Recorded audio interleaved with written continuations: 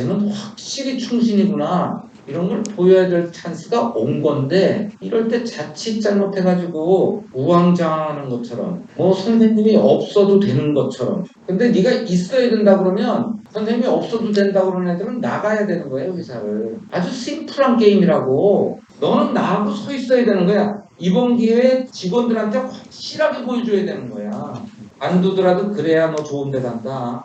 그래야 내가 쓰고. 선생님 필요 있어가 답이야. 간단한 답이야. 사선주도 아니고. 이수만 SM 전 총괄 프로듀서가 이성소 SM 대표이사에게 말하는 것으로 추정되는 녹취록이 공개됐습니다. 이수만은 이 녹취록에서 이성소 대표를 향해 자기가 필요하다고 대표이사로서 직원들에게 말해라라는 지시를 강력히 어필하고 있는데요. 이수만은 평소 자신은 회사 임직원이 아닌 대주주로서 회사의 경영 일선에는 관여하지 않는다는 입장을 밝혀왔습니다. 그런데 오늘 공개된 녹취록에선 회사 대표이사, 즉 회사의 운영을 책임지는 경영진을 향해 강력한 지시를 내리고 있죠. 정황상 판단해보면 이수만이 필요하다라는 의미는 라이크 기획에 프로듀싱이 필요하다. 즉 이수만의 프로듀싱이 SM에 필요하다라는 주장으로 읽힙니다. 이수만의 측근으로 분류되는 조병규 SM 부사장이 전 직원에게 보낸 메일을 통해 밝힌 이수만 즉 라이크 기획은 SM의 프로듀싱 계약을 해지하는 데 동의했다라는 주장과 상반된 내용의 녹취록이 되는 셈인데요. 물론 음성이 녹음된 시점이 언제인지에 따라 판단은 달라질 수 있습니다. 이 녹취록은 이성수 대표이사가 16일 오전 갑작스럽게 SM의 공식 채널도 아닌 개인 유튜브 채널에 올린 성명 발표 영상 안에 삽입됐습니다. 하이브의 이수만 지분 인수 소식이 전해진 이후 적대적 M&A를 반대한다는 성명서 하나를 발표한 뒤 조용했던 SM 경영진 측이 처음으로 강도 높은 반격에 나선 것인데요. 이 영상의 핵심 내용은 이수만의 녹취록 외에도 이수만이 해외에 설립한 100% 개인회사 CTP에 관한 것입니다.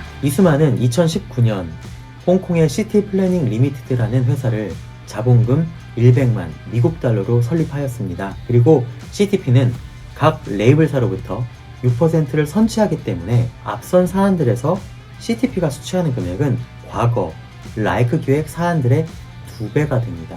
요약하면 슈퍼엠과 에스파의 글로벌 음반 음원 유통과 관련해 각각 해외 레이블과 계약을 체결했는데 그 구조에서 CTP가 들어가 아티스트와 레이블사 간의 정산 전에 CTP가 6%를 선취하는 기형적인 구조가 만들어졌다는 겁니다. 또 해외에 법인을 만든 것은 이수만이 한국 국세청의 감시망을 피하기 위한 역외 탈세로 의심된다는 주장도 펼쳤습니다. 지난 10일 하이브는 이수만의 지분 인수 소식을 전하며 앞으로 이수만은 국내 경영이나 프로듀싱 개입은 없고 다만 해외 프로듀싱은 전혀 제한이 없다고 덧붙였습니다. 만약 여기서 말한 해외 프로듀싱이 CTP를 통해 이루어지는 것이라면 이성수 대표이사의 주장은 하이브는 CTP의 위법 요소를 알고도 SM의 지분을 인수하기 위해 이 사실을 동조했거나 묵인한 것이 된다는 것입니다. 이성수 대표이사는 에스파의 컴백이 늦어지는 이유도 이수만이 해외에 이수만 월드를 만들기 위한 사업들을 추진하기 위한 욕심 때문이라고 주장했습니다. 에스파는 마지막 앨범 걸스 이후 무려 7개월 동안 공백기를 거쳐 팬들에게 때때로 미안한 마음을 전하기도 했죠. K-팝의 유상 그 자체이자 한때 업계 1위였던 SM은 현재 복잡한 쩐의 전쟁 한복판에 서 있게 됐습니다. 하이브가 공개 매수에 성공할 경우 SM은 하이브의 경영권 아래에 놓이게 되는데요. 이성수 대표이사는 하이브의 인수전을 적대적 M&A라 규정하고 영상을 통해 SM을 지지하고 응원해달라고 당부했습니다. 연일 업데이트되는 SM의 지분 인수 전쟁, 하이브와 이수만 대 SM 경영진과 카카오. 어떤 경우의 수가 SM을 더 나은 SM으로 나아가게 할까요?